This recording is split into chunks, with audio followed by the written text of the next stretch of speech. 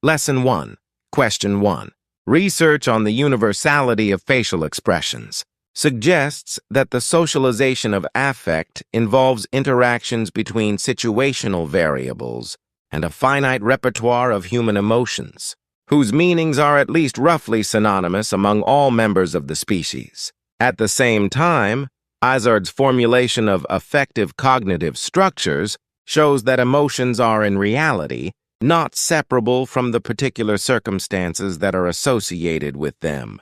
The fact that it is possible to construct a list of basic, universally recognizable emotions derives not only from a species-specific repertoire of facial expressions, but perhaps more fundamentally from a larger set of human expressive behaviors, including laughter and crying, as well as bodily movements and postures. These behaviors, for which a universal capacity exists, are also, without exception, carried out in particular circumstances.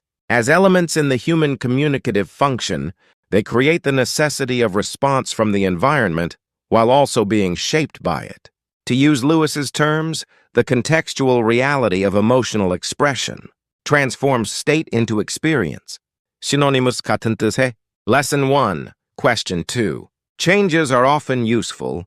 People want to see new emails, better search results, and new news.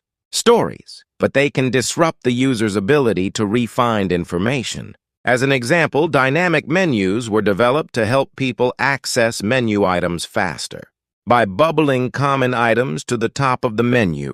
Rather than decreasing access time, research revealed dynamic menus actually slow their users down, because commonly sought items no longer appear where expected. As another example, some researchers tried to help people search better by giving them lists of relevant sentences that were dynamically re-ranked, based on implicit feedback gathered during the search process.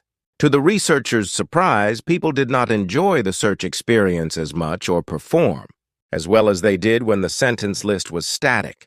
Similarly, a large-scale analysis of query logs revealed that when people repeat queries, they are significantly less likely to click on a result they've clicked before if the result's rank has changed, and significantly slower to click when they do. Implicit 암묵적인 static 정적인 고정된 퀘리질의 Lesson 1, Question 3. Verbal metaphors help make our language more colorful and expressive. They influence how we think about something, but they do not change the thing itself. Interface metaphors play a more fundamental role in how we experience and interact with the technological world, affecting function as well as feeling. The metaphor that is chosen for an interface shapes how it can be used. When we put computer files into folders, these metaphoric constructs help us think about the way information is organized in our machine, but they also constrain what we can do with it.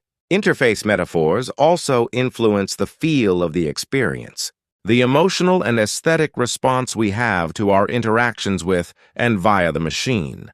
The desktop metaphor calls to mind office work secretaries, bosses, quarterly plans, and cubicles. It was developed in the late 1970s and early 1980s, when office work was seen as the primary use for personal computers.